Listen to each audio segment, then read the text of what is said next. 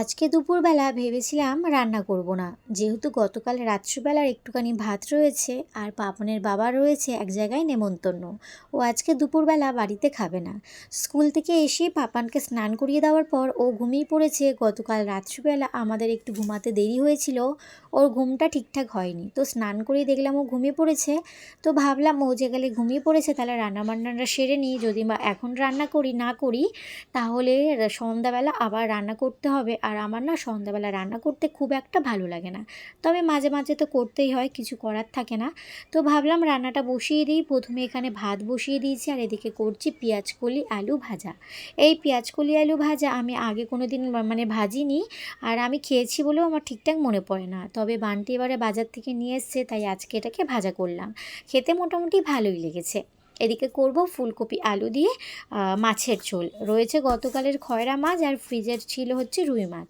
পাপানের জন্য নিয়ে আসা হয় রুই মাছটা, তবে ও একদমই মাছ খেতে পছন্দ করে না, লাস্টে আমরাই খেয়ে নিই। তো সেরকমই 3-4টে মতন পেটির মাছ রয়েছে। আর গতকালের রয়েছে ওই মানে ওই খয়রা মাছ, যেটাকে ভেজে রেখে দিয়েছিলাম, তরকারি করিনি, তাই ভাবলাম আজকে দুটো মাছ একসাথে করে তরকারি করে নেবো। ফুলকপি আলু প্রথমে ভালো করে ভেজে নিলাম। আর আমি না মাছের ঝোলে খুব একটা মশলাপাতি দেওয়া পছন্দ করি না, মানে আমার তাতে মনে হয় মাছের টেস্টটা নষ্ট হয়ে গিয়েছে, তাই আমি খুবই হালকা করে মাছের ঝোল রান্না করি। তো ওই যে পেঁয়াজ টমেটো কাঁচা লঙ্কা ধনেপাতা দিয়ে পাতলা করে মাছের ঝোলটা করব। আর সাথে দেবো হচ্ছে একটু জিরে আর রাঁধুনি বাটা। জিরে রাঁধুনি বাটার ফ্লেভার আমার ভীষণই ভালো লাগে, বিশেষ করে রাঁধুনিটা আর মাছের ঝোলে না দিলে খুবই ভালো লাগে।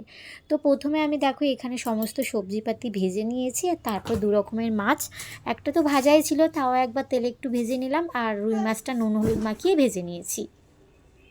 মশলাপাতি সমস্ত কষিয়ে দিয়ে দিয়েছি ফুলকপি আলু ভাজা। আর এটা আস্তে আস্তে একটু হতে থাক, যেহেতু ফুলকপিগুলো একটু বড় বড় করে কেটে দিয়েছি, একটু সেদ্ধ হতে সময় লাগবে। জিরে আর রাঁধুনিটা আমি আগে থেকে ভিজিয়ে রেখেছিলাম, তো সেটাকে একটু শিলে বেটে নিচ্ছি। অল্প মশলা থাকলে আমি বেশিরভাগ টাইম শিলেই বেটে নিই, আমি মিক্সিতে খুব একটা মশলা দিই না। যখন অনেক মশলা বাটার থাকে তখনই মিক্সিতে করি।